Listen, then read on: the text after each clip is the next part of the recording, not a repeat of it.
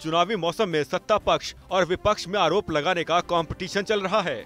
जनता के सामने खुद को सही और सामने वाले को गलत कैसे साबित करना है, ये नेताओं से ज्यादा अच्छा भला कौन सिखा सकता है।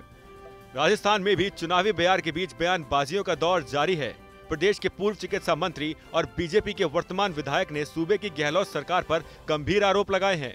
सर्राफ ने कहा कि साल 2015 में तत्कालीन बीजेपी सरकार ने 13 दिसंबर को भामाशाह योजना शुरू की थी, जिससे प्रदेश के लगभग 2/3 परिवारों को साधारण बीमारी में 30,000 और गंभीर बीमारी के इलाज के लिए 3 लाख रुपए तक का स्वास्थ्य बीमा योजना दिया जाता था। इससे प्रदेश के 21 लाख मरीजों को लाभ भी हुआ, लेकिन कांग्रेस का शासन आते ही योजना को अघोषित रूप से बंद कर दिया गया, जिसकी वजह से इस योजना के लाभ से सैकड़ों मरीज वंचित रह गए। यहां तक कि उनका भुगतान भी रोक दिया गया।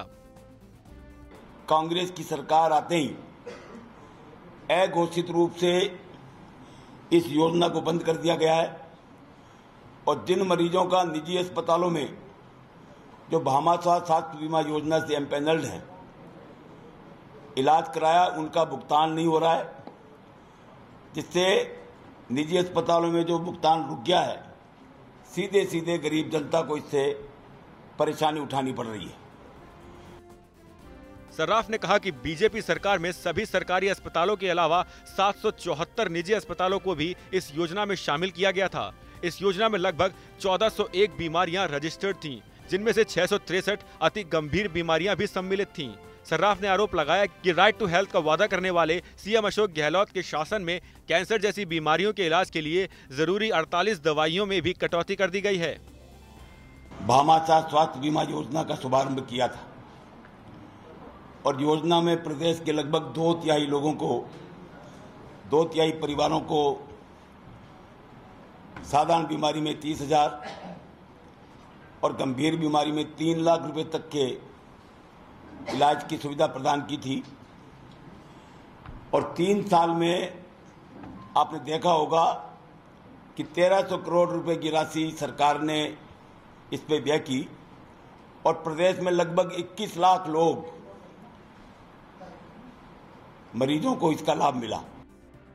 राजस्थान में जब राज्य में बीजेपी सरकार थी तो जनता के कल्याण के लिए भामाशाह जैसी कई योजनाओं को लागू करवाया जाता था, लेकिन सूबे में सत्ता बदलने के बाद ही योजनाओं का नाम बदलने और श्रेय लेने की होड़ मच गई है।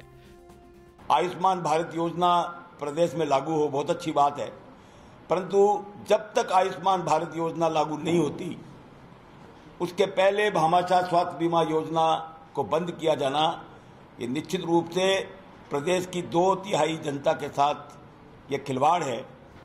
बीजेपी और कांग्रेस की इस सियासी लड़ाई में नुकसान सिर्फ जनता को उठाना पड़ रहा है। अब जब एक बार फिर से चुनाव होने वाले हैं तो दोनों ही दल खुद को जनता का हितैषी साबित करने में जुट गए हैं। ब्यूरो रिपोर्ट, राजस्थान तक।